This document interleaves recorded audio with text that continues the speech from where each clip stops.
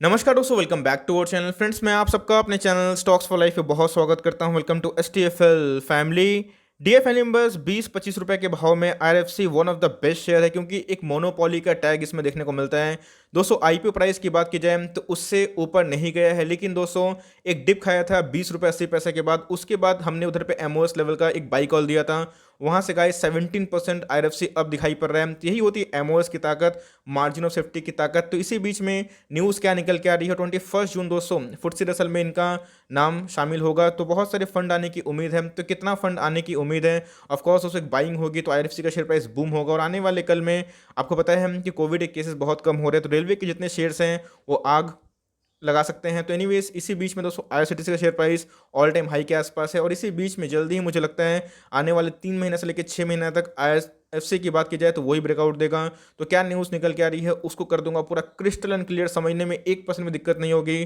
Channel first time होंगे subscribe कर सकते हैं इस तरह क्वालिटी कंटेंट को सबसे पहले एक्सेस करने के लिए। Now without dealing in for time let's begin. इस बात की जाए अडानी के शेयर प्राइस में आज त्राहिमाम देखने को मिला। तो इसके पीछे का तथ्य क्या है, कितना गिर सकता है, रणनीति क्या बनाना है, इधर पे बाई होल्ड या फिर सेल, तीनों में से क्या करना है, मैंने अपना अनबायस्ड ओपिनियन शेयर कर दिया है। आप चाहें तो उसको देख सकते हैं, आपको बहुत ही हेल्प मिल सकता है। Now without dealing in for time let's begin. Guys, अगर आज के दिन की बात की जाए, आप देख सकते हैं कि आज हमें 1.5% की तेजी देखने को मिली। ऑल्दो निफ्टी की बात की जाए थोड़ा स्ट्रगल हमें देखने को मिल रहा था, अपने बॉटम से रिकवर तो किया, लेकिन IRFC के शेयर प्राइस में एक तेजी हमें देखने को मिल रही है। चार्ट पे कंडीशन की बात की जाए तो काफ़ी हद तक बुलिश देखने को मिल रहा है। आज की बात की जाए तो एक गैप अप ओपनिंग हमें देखने को मिली थी, उसके बाद गिरा था। उसके बाद उसकी क्लोजिंग है वो हमें ठीक ठाक लेवल पर देखने को मिल रही है। Guys, Indian railway finance corporation limited of course एक छोटी कंपनी, मतलब प्राइस देखने को मिलता है, लेकिन मार्केट कैप की बात की जाए तो गाइस आप देख सकते हैं कि 30,000 करोड़ के ऊपर की मार्केट कैप है।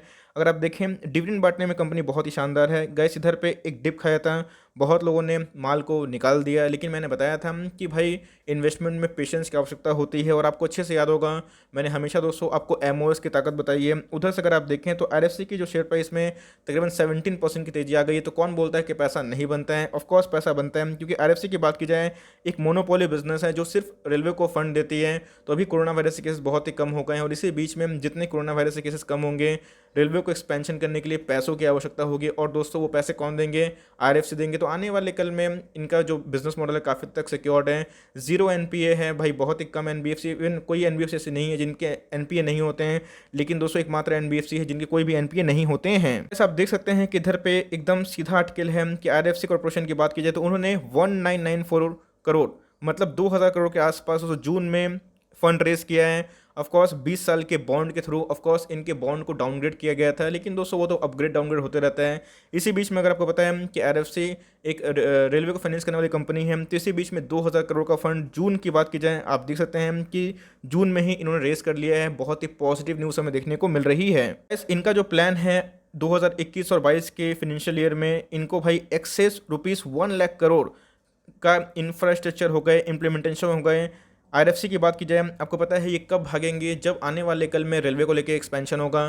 तो जी हाँ दोस्तों, मैं आने वाले कल में रेलवे को लेके बहुत ही बुलिश हूँ, क्योंकि मुझे पता है कि आने वाले कल में बुलेट ट्रेन्स दौड़ेंगे, और बुलेट ट्रेन्स दौड़ेंगे तो ऑफकोर्स उनको फंडिंग की आवश्यकता होगी। ऑफकोर्स छोटा सा प्राइस बैंड है 25 रुपये के आसपास। तो ऑफकोर्स ऐसा नहीं कि भाई 4 गुना भाग जाएगा अडानी के शेयर जैसा, लेकिन फिर भी दोस्तों स्लो एंड स्टडी आपके पैसे बनाएंगे। इसीलिए मैंने आपको हमेशा बताया है, अगर आपको कोई सस्ता में मजबूत शेयर चाहते हैं तो ऑफकोर्स आप IRFC को कंसिडर कर सकते हैं। बहुत ही हद तक साउंड बिजनेस मॉडल है। ऑफकोर्स जब से इनके लिस्टिंग हुए तब से उतना पैसा नहीं बनाया है, लेकिन दोस्तों जिन्होंने एक्शन लिया 20 रुपये के भाव पे, 21 रुपये के भाव पे, वहाँ से गाइस IRFC 15 से 20% की रैली कर चुकी है। इस बात की जाए FTSE रसल की, तो इन्होंने ग्लैंड फार्मा को और IRFC को अपने जो वर्ल्ड इंडेक्स है उसमें शामिल कर दिया था। तो गाइस कोई भी इंडेक्स में अगर किसी का नामांकन होता है तो ऑफकोर्स उसमें जो फॉरेन पैसे हैं, पैसिव जो फंड होते हैं वो पैसे लगाते हैं। बहुत लोग सीधा जो बात की जाए MSCI इंडेक्स को, FTSE इंडेक्स को, इसको फॉलो करते हैं, और इसी बीच में फंड आने की संभावना है। इस बात की जाए बड़े बड़े एनालिस्ट लोग का मानना क्या है, ऑफकोर्स दोस्तों जो फॉरेन फंड आएंगे उसमें से सबसे ज़्यादा जो फंड आएंगे वो ग्लैंड फार्मा में आने की उम्मीद है। अगर आप देखें 68 मिलियन डॉलर्स की बात मैं बोल रहा हूँ, और 20 मिलियन डॉलर्स की बात की जाए तो ये IRFC में आने की उम्मीद है। ऑफकोर्स किसी का नाम आता है तो ये कब से इफेक्टिव होगा, 21 जून से। तो इसीलिए गाइस IRFC में एक तेजी आ रही है, बिकॉज वर्ल्ड इंडेक्स में अगर किसी का नाम शामिल होता है तो उसमें पैसे आते हैं, और उसमें ऑफकोर्स शेयर्स की डिमांड बढ़ती है। और इसी के बीच में दोस्तों IRFC में एक तेजी देखने को मिल रही है। उस तेजी में दोस्तों जो आग में घी डालने वाला काम है वो कोरोना वायरस से केसेस कर रहे हैं। ऑफकोर्स आपको पता है कि बहुत जगह पे अनलॉकिंग के जो फेजेस है वो स्टार्ट हो चुके हैं। बहुत जगह पे जो रिस्ट्रिक्शन हमें देखने को मिल रहे थे वो हमें फिर से विड्रॉ करते हुए देखने को मिल रहे हैं। तो जिससे बहुत ही सेंटिमेंटल बेनिफिट मिलता है आईआरएफसी को, आईआरसीटीसी को। और आने वाले कल में अगर आपको पता है कि कोविड केसेस हमेशा नहीं रहने वाले हैं, और जिस हिसाब से वैक्सीन का ड्राइव हो चुका है तो भाई वो बहुत ज़्यादा मैं बोलूँगा कि एग्रेसिव वे से हो रहा है। तो हम उम्मीद कर सकते हैं कि साल के एंड तक पूरा इंडिया वैक्सीनेट होने के चांसेस है।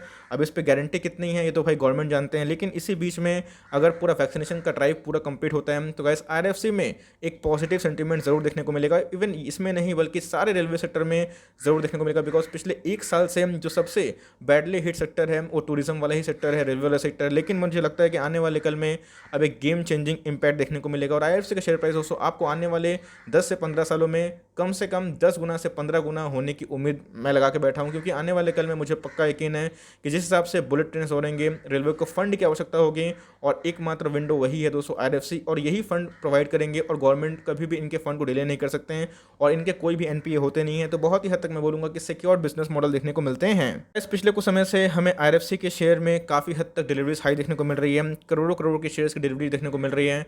जब गाइस आईआरएफसी का शेयर प्राइस 20 रुपये 80 पैसा 22 रुपये के आसपास था, मैंने कंसिस्टेंट बेसिस पे आपको गाइड किया था, आपको अच्छे से याद होगा। और उधर मैंने बताया था कि जो भाई डिलीवरीज को देखो बहुत ही ह्यूज देखने को मिल रहे हैं, 60% 70%। इवन दोस्तों मुझे अच्छे से याद है एक बार तो ऐसा हुआ था 84% के आसपास हमें डिलीवरी देखने को मिल रही थी। आज की बात की जाए 46% के आसपास हैं। आज 1,81,00,000 शेयर्स ट्रेड हुए, जिसके अगेंस्ट में 84 लाख शेयर्स को डीमेट में ले जाया गया है। गाइस करना क्या है, एकदम रणनीति साफ है। जो लॉन्ग टर्म निवेशक है जिनको आईपीओ से मिला है तो उनको तो भाई बेचने का सवाल ही नहीं होता। बहुत ऐसा मैं क्यों बोल रहा हूँ, आपको मैंने बिजनेस मॉडल बताएं, इनके मार्केट कैप बताएं कि 31 करोड़ के आसपास की मार्केट कैप है, 8% के आसपास डिविडेंड यील्ड है। तो अगर आप इसमें लॉन्ग टर्म सवारी करेंगे तो ऑफकोर्स थोड़ी स्लो चलती है, लेकिन पैसे को बचाएगी। और छोटे मझोले स्टॉक में अगर आप निवेश करते हैं 10 रुपया 20 रुपया, तो उस कंपेरिजन में आईआरएफसी का जो कद है गाइस बहुत ही हद तक मैं बोलूंगा कि साउंड देखने को मिलता है। फ्रेश बाइंग करनी है तो ऑफकोर्स कर सकते हैं, लेकिन दोस्तों जो एमओएस लेवल है, मार्जिन ऑफ सेफ्टी लेवल, वो तो रही नहीं, क्योंकि इधर पे आप देख सकते हैं कि एक लंबा कंसोलिडेशन के बाद जो ब्रेकआउट दिया है ये दोस्तों वर्ज है। इसके ऊपर अगर ऑफकोर्स वॉल्यूम्स बढ़े जो कि पिछले कुछ समय से बढ़ रहे हैं तो इधर पे और तेजी आ सकती है। आरएससी की बात की जाए तो 67 के आसपास, जो पहले 40 के नीचे हमें देखने को मिल रही थी। तो मेरे हिसाब से आईआरएफसी दोस्तों एक स्लो चलने वाला स्टॉक है, लेकिन कंसिस्टेंट चलने वाला स्टॉक भी है। आपको कैपिटल एप्रिसिएशन का मजा देगा लॉन्ग टर्म में, और आपको दोस्तों जो कैपिटल प्रोटेक्शन है उसका भी मजा देगा, और साथ ही साथ डिविडेंड यील्ड भी सही है कंपनी के, 8% के ऊपर कौन देता है। तो मेरे हिसाब से अगर आपको कंपनी पे फेथ है तो आप अपने पोजीशन को होल्ड कर सकते हैं। बहुत लोग मुझे पता है कि 15-20% के प्रॉफिट में होंगे अगर आपने मेरी रिकमेंडेशन से खरीदी होगी आईआरएफसी के शेयर को। लेकिन दोस्तों अगर आपको बुक करना है तो मर्जी आपकी है। मैं अपनी बात करूँ तो मैंने भी खरीदा था, लेकिन मैं दोस्तों उसको होल्ड एंड कंटिन्यू करने वाला हूँ, बिकॉज पैसे एक दिन में नहीं बनते हैं। और आप भाई कोई स्टॉक अगर ऐसे भागता है तो ऐसे गिरता भी है, तो स्टॉक की जर्नी स्लो स्लो होती है।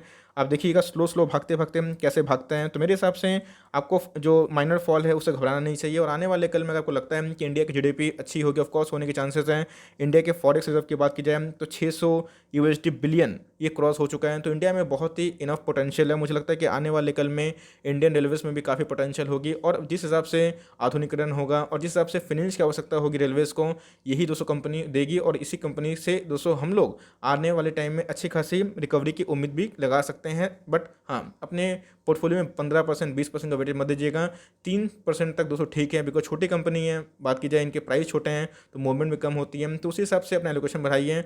और अगर आप फाइनेंशियल रिजल्ट से संतुष्ट होते हैं, जो कि Q4 का नंबर आए नहीं है, तो उसके बाद आपने चाहे डिसीजन ले सकते हैं। न्यूज़ से मैंने कवर कर दिया। आई होप दोस्तों वीडियो के लिए हेल्पफुल था। कंटेंट से ले तो लाइक कर दीजिएगा। चैनल फर्स्ट टाइम होंगे तो याद से सब्सक्राइब करना भूलिएगा।